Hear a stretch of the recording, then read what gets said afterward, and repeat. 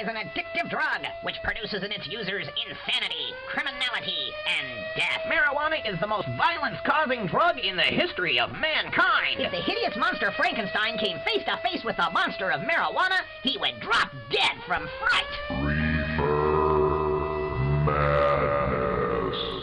All right, everybody, welcome back. And we're going into Reefer Madness today to look at CNN's Situation Room with Wolf Blitzer. This last Friday, his guests were drug czar Gil Kerlikowske and former first drug czar ever, drug czar Bill Bennett. On CNN's Situation Room with Wolf Blitzer, this is courtesy of MoxNews.com.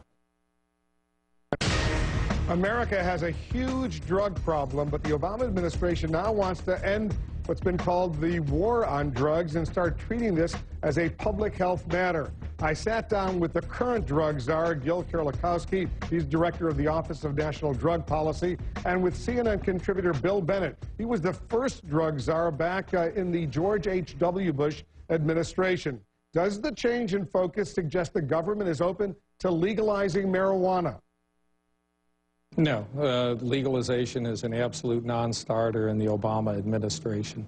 All right, before we go much further, let's pause here with our drug czar Gil Kerlikowske, because I'd like to remind folks that the drug czar is required by law to lie. And we're looking at this right now in the cam here. According to Title VII, the Office of National Drug Control Policy Reauthorization Act of 1998, responsibilities of the director, that's the drug czar, shall ensure that no federal funds appropriated to the Office of National Drug Control Policy shall be expended for any study or contract relating to the legalization for a medical use or any other use of a substance listed in Schedule 1 of the Controlled Substances Act. That would be marijuana, among others.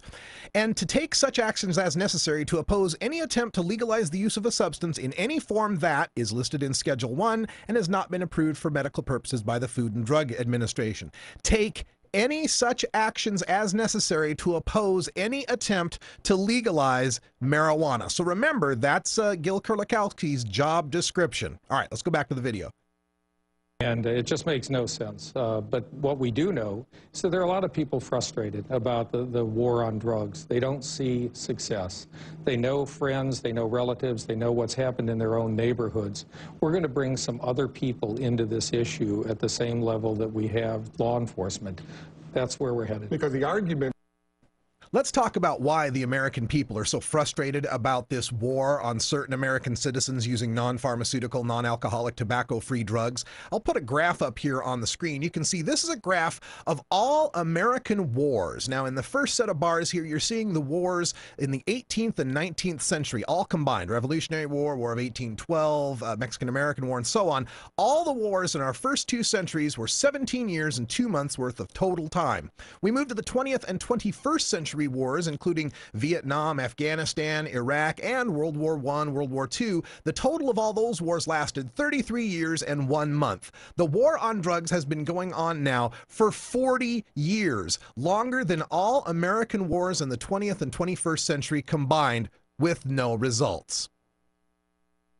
In favor of legalizing marijuana is sort of this.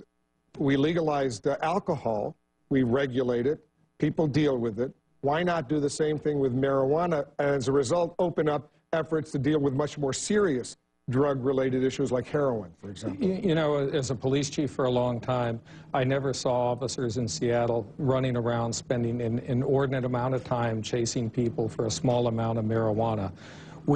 This is one thing drug warriors say that just blows my mind. Marijuana is this terribly dangerous drug. We just absolutely can't legalize it. But we really don't spend a lot of time going after people who are breaking that law. It's either illegal and dangerous or it's not illegal and dangerous, right? Pick and choose. And when he says that the cops in Seattle weren't running around doing that, well, part of that is because the voters of Seattle approved an initiative that made the enforcement of marijuana laws the lowest police priority. I'll tell you what, Seattle ain't Columbia, Missouri, that's for sure, where a man just had his dog shot and killed in front of his 7-year-old. We showed that video all week.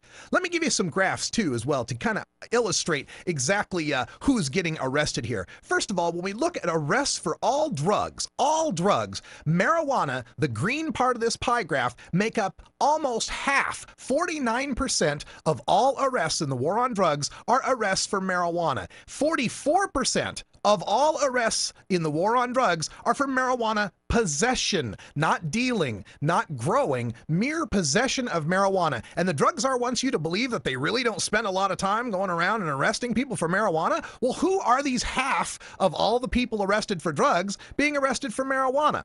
Another chart is the chart of how many total arrests we've had for marijuana. This is from 1990 all the way to 2008. Unless you think this is a Republican or a Democrat issue, Clinton and George W. Bush, both 8-year presidents, locked up about the same number, or arrested about the same number of marijuana consumers, with a total of 847,000 arrests for marijuana last year from the Obama administration. We know that the health costs of alcohol, the health costs of nicotine versus the taxes collected doesn't even begin to pay for those social and criminal justice costs. Oh yeah, and you know why? Because marijuana ain't alcohol and tobacco. Alcohol is toxic. It can kill you and it's addictive. Tobacco is toxic, it can kill you, and it's addictive. But let's just take a look at some more data on this, because Canada took a look at this. Canada took a look and asked, what does it cost per user per year of 3 selected substances? Here on the left we see tobacco, $800 worth of healthcare costs per user per year in Canada. Alcohol here, the middle one, $165 worth of healthcare costs per user per year. You can barely see it here on the right, but cannabis, that little $20 figure, yeah, that's right, $20 per user per year in healthcare costs for cannabis. So it's no surprise that the taxes on tobacco and alcohol don't make up the healthcare costs, because there are so many healthcare costs associated with alcohol and tobacco. Meanwhile, with cannabis, this other bar you're seeing is the $328 per user per year that Canada spends on keeping cannabis illegal. That's right, we're spending $328 a year to save 20 bucks.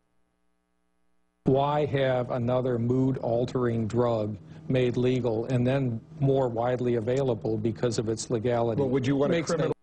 More widely available. Well, let's take a look at some more graphs here. Here's some graphs about teenagers in the 8th grade, the 10th grade, and the 12th grade when surveyed on how easy it is for them to get a hold of marijuana. 37% of 8th graders, 69% of 10th graders, and a full 83.9% of 12th graders say it is easy or fairly easy to get marijuana. And when we take a look at the use rates from different countries, in the United States, 41.8% of all adult Americans have tried marijuana. In the Netherlands, where marijuana is somewhat tolerated, it's only 19%. Here's another look at how available marijuana is. They talk about, whether or not we're going to allow another drug. Well, folks, guess what? Marijuana is already here. In this chart, you can see from the ages of 18 to 25, 28% of the population uses marijuana at least once per year, with 11% of them using at least twice per week. At the ages 26 to 34, it's almost 14%, 35 to 49, 8%, and people 50 and over, the fastest growing segment of people that are using marijuana, a full 3% of them are already using marijuana. When we look at the overall use of marijuana, how many people have actually ever tried marijuana? In 1987, it was 50 million people. Last year, it was 102 million total marijuana users. Now, of course, the population has gone up, but as a percentage, the percentage of people who have used marijuana has gone from 28% to 41%. So the only question now is not whether or not we're going to allow something, because it's already happening. The question is the state going to control it, or are criminals going to control it? Legalize alcoholic use? No, I'm not going back down that path, but I don't think that we need another thing that causes so much hurt to families and people. Is this a waste of resources, though, to spend so much law enforcement, judicial effort, criminalizing people who want to go out and smoke pot? No, we had 40,000 people die last year because of drug use. We could make that 80,000 or 120 or 360,000 by making it legal. You make it legal.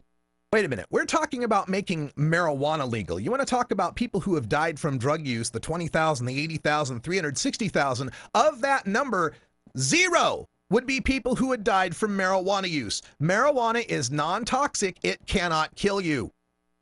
You make it more accessible. You get permission for it. Alcohol is legal.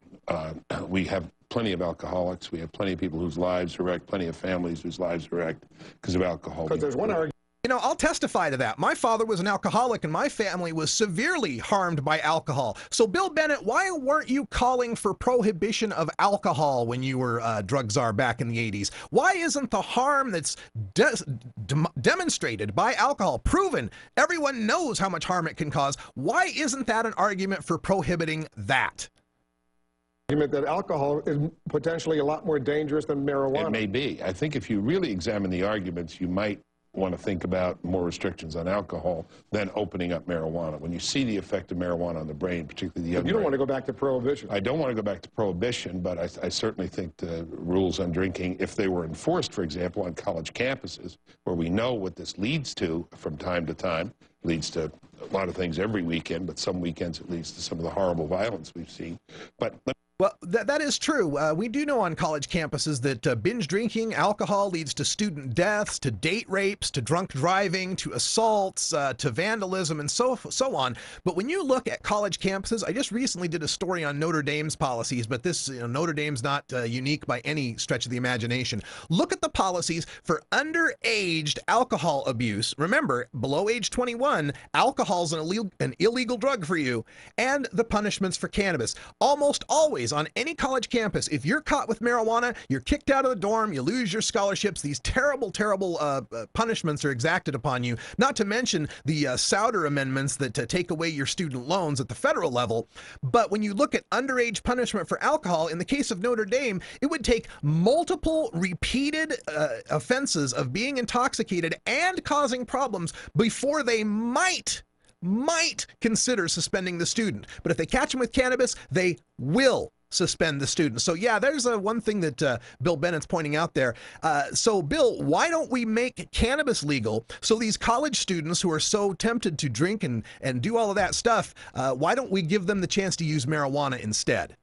let me just say a word about the war on drugs, properly understood, not to get into a war with Gil Kerlikowske about the phrase, but if you energize people, motivate people, if you talk about this issue, as Gil Kerlikowske has and will, I don't think the president has enough at all, and I think he should, you can have success.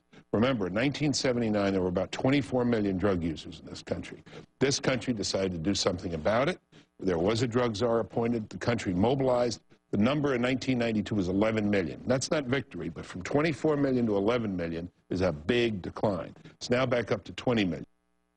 So this is something that Bill Bennett was always really good at, and that's throwing numbers at you to try to confuse you and make you think that his point has any sort of sense to it. 24 million drug users in 1979, 11 million by 1992. It'd be just as relevant to say there were 24 million people wearing bell-bottoms in 1979 and only 11 million by 1992. The correlation here is ridiculous because what he's doing is only picking the very peak of drug use in 79 and comparing it to the very lowest drug use measured in 1992.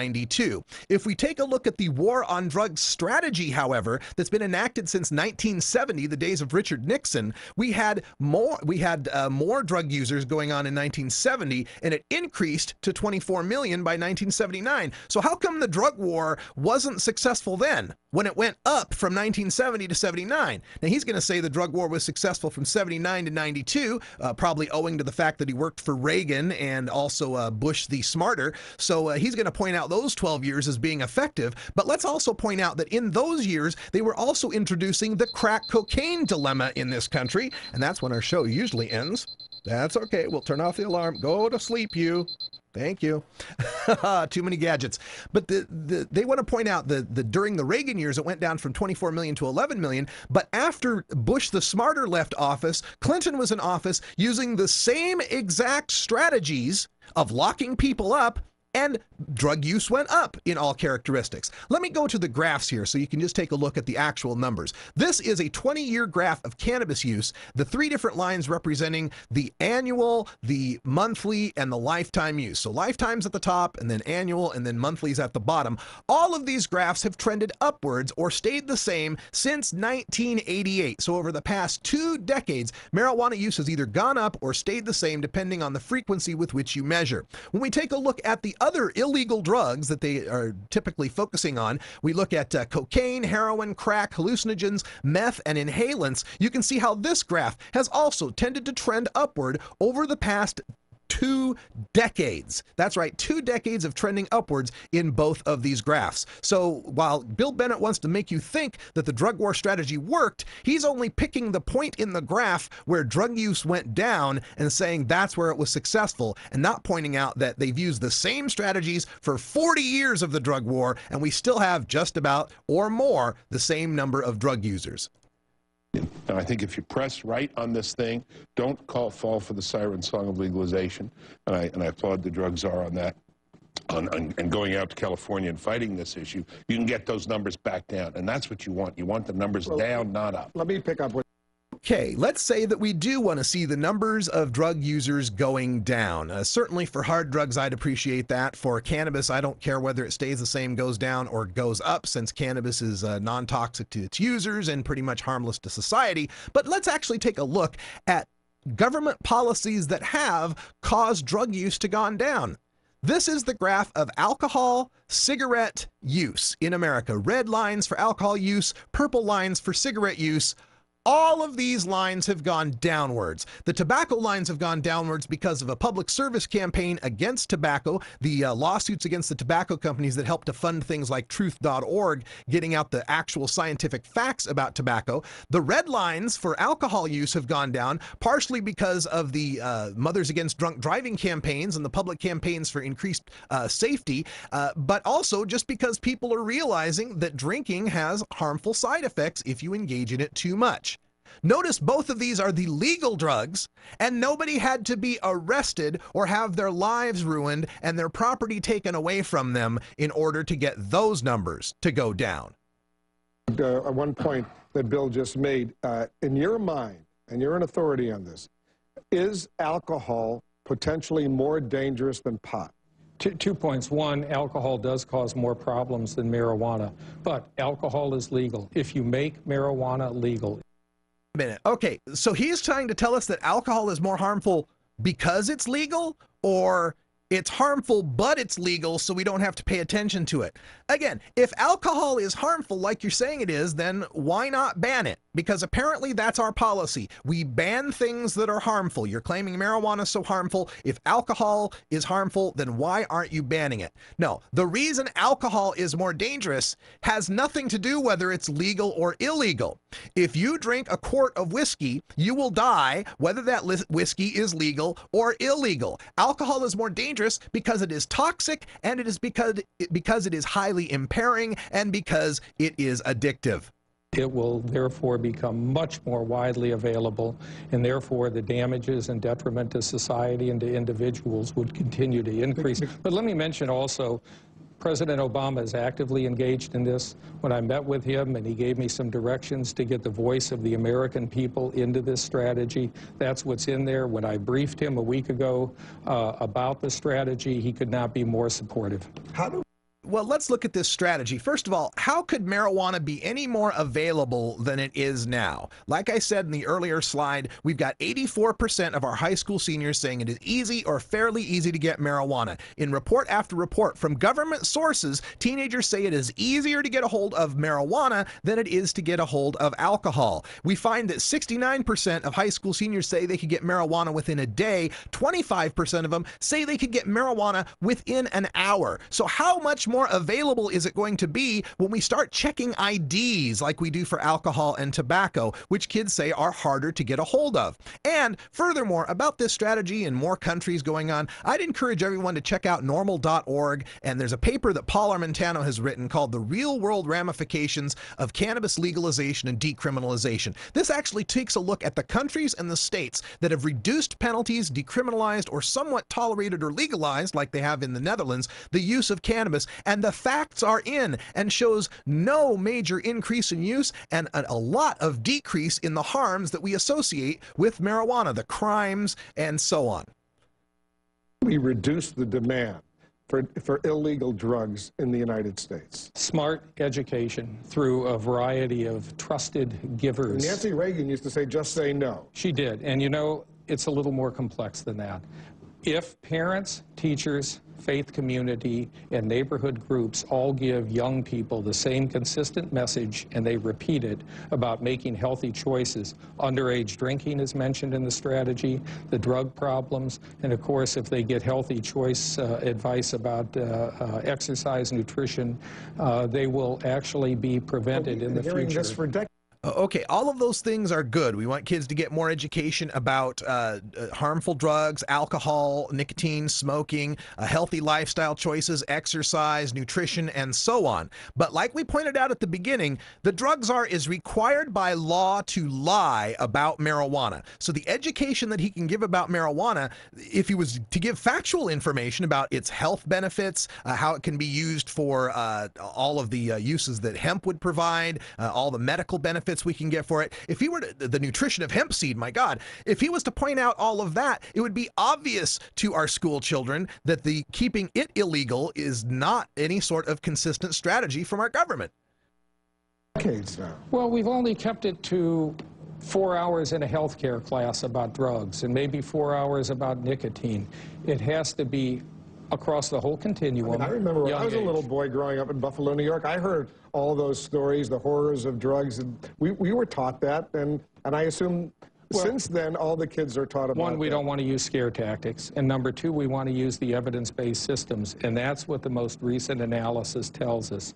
Across the board, Well, we would love to see some evidence-based education when it comes to drugs. That would be really nice, especially with regard to marijuana. But don't be fooled by the drug czar's rhetoric here. They keep talking about how they want to have a balanced approach. They want to put more toward prevention, more toward treatment. We've got to treat it holistically. You're going to hear a lot of that. But this graph will just show you, it's not really a graph, it's more of a chart here. This is the Obama balanced approach to drug war funding when you actually take a look at the numbers in the budget. Treatment and prevention get $5.6 billion in the Obama drug war budget. Law enforcement and interdiction get $9.9 billion. It's a nearly 2-to-1 ratio, just like it was during the W. Bush administration, just like it was during the Clinton administration. Meet the new boss, same as the old boss. Quality advisors giving kids the right piece of information. Is this going to make a dent? It does. If you do it, I agree again across the board. And Nancy Reagan's statements were underrated. A lot of the kids liked those statements. They liked because it was clear. Just say no. It's a heck of a lot better statement than if it feels good, do it. It's a lot. Okay, wait a minute. Who was putting out, if it feels good, do it? Are you trying to throw that on us at Normal or any of the drug law reform organizations? No. Look, the Nancy Reagan just say no era, those messages have been studied. The fried egg, you know, this is your brain on drugs, the running over the girl at the drive-thru, the shooting your friend with the pistol. The cartoon all-stars. The cartoon all-stars. It's all been debunked, and it has been found that the government spent money, billions of dollars, on these programs, and not only did they not dissuade kids from using drugs, in some cases, it enticed them into using drugs. Those ads were a failure, and Bill Bennett is calling for more of the same. It's a lot clearer. You want that statement, but you also want sound education programs and sound policies in the schools. Problem is, kids get a message of ambiguity from adults, and when you have this legalization stupidity out there, you're going to have more young people confused. Other than... Okay, let me address this legalization stupidity. This is a chart showing you the support for marijuana legalization in poll after poll. The green line indicates the rising support of people that say we should legalize marijuana. The red line shows the declining support for keeping it prohibited like it is now. So if you're talking about legalization stupidity, you're talking about 43% of the American people that are stupid. Also, I'd kind of like to point out the drug war budgets here.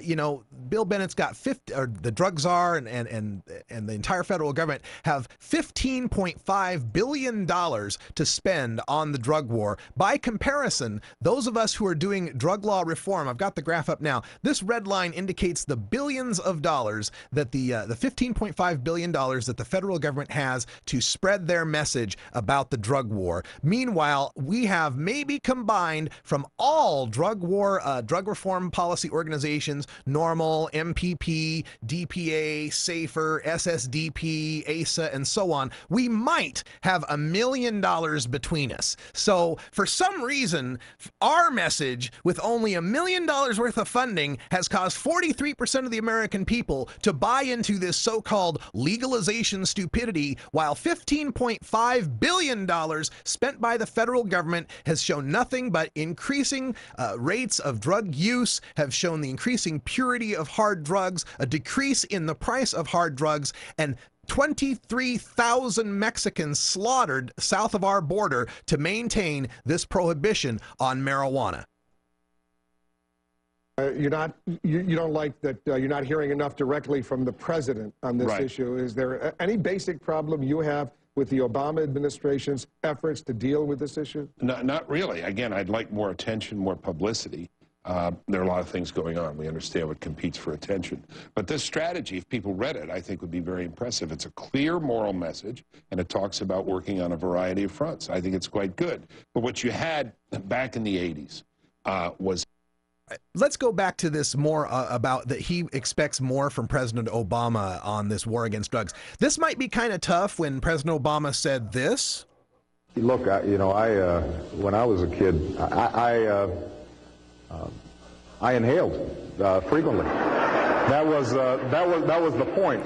That was the point. So we're not talking about a guy that, just puffed once, experimented with it. This is a guy who had some real experience with using marijuana. He's also quoted as saying that he wanted us to rethink and decriminalize our marijuana laws. So maybe President Obama's not the best guy to put on the bully pulpit for just say no. Was an entire society mobilized, and this is what leadership does. You did have all those ads. The guy jumping off the diving board into an empty swimming pool. This is your brain on drugs. This is the 2 fried eggs. Because the society decided it wanted to push back. Those public service, it pushed back, it went down, and we can do that again. Again, like I pointed out, those ads were shown to be failures in keeping kids off drugs. But let's also remember what was going on in the 80s with the CIA and the Contras and funneling cocaine into America, the crack cocaine epidemic, when every newscaster was coming on the air and the president was coming on the air saying, this is the big new drug. It's called crack. It will get you really, really, really high. It's super addictive. It's really cheap. So don't use it. Whatever you do, don't use the crack. It's really, really, really powerful. Don't use it. Basically an advertising campaign for crack cocaine that caused us to have so much problems in the cities and problems with crack addiction that all drugs got demonized as a matter of course. They said, oh, marijuana would lead to crack. Look how bad crack is. That's been shown to be false as well. We find that for every 108 people who ever use marijuana, only one goes on to use any other sort of hard drug. Yeah, the president asked for $66 million in those advertisements, and those advertisements are directed towards specific groups. In fact, just last week we released the strategies for meth on reservations in tribal nations for those kids. Those are targeted directly to that youth group, and we're going to continue to do those things. That's a wonderful program. Absolutely. Let's target meth abuse on Native American reservations. But remember, Gil, every single dollar you spend fighting against marijuana, fighting against legalization, trying to prevent people from using cannabis in their own personal, private lives, every dollar you spend on pot is a dollar you're not spending to help Native American youth to get off meth. It's a dollar you're not spending to help people in the cities get off crack cocaine. It's a dollar that you're not spending to help junkies in the inner city with some sort of heroin treatment. It's a dollar that you're not spending on people getting alcohol treatment. It's a bed in a treatment facility that's filled with a marijuana offender who had to choose between jail or rehab, a bed that could better be served for somebody with a serious drug addiction rather than someone who's only doing time there to stay out of incarceration. You are wasting our money every year. You are wasting lives every year. The prohibition of marijuana hurts people even that don't smoke marijuana. It's time to end this. The American people are on our side, and we are going to continue with legalization. Drug czars be damned. Gil Kerlikowske, thanks very much for coming in. Bill Bennett, thanks for this discussion. Let's hope you make a dent. We're counting on you. Good. Oh, there we go. That's from the Situation Room, CNN's Wolf Blitzer and drug czar Kerlikowske and drug czar Bill Bennett, the first drug czar. Thanks for checking that out. You can catch it at moxnews.com. And we've gone long here at Normal Show Live, but that's cool because once I get rolling, I got to keep rolling. For everybody here at Normal Show Live, for Ganja John and Cannabis Carrie, thanks for tuning in. And we want to thank everybody who is a fan of the show. Please tell your friends. Tell them about live.normal.org every weekday, Monday through Friday, 1 p.m. Pacific, with replays at 3, 5, 7, and 9. Follow me on Twitter at Radical Russ for all the latest updates. And until next time, take care of each other, tokers.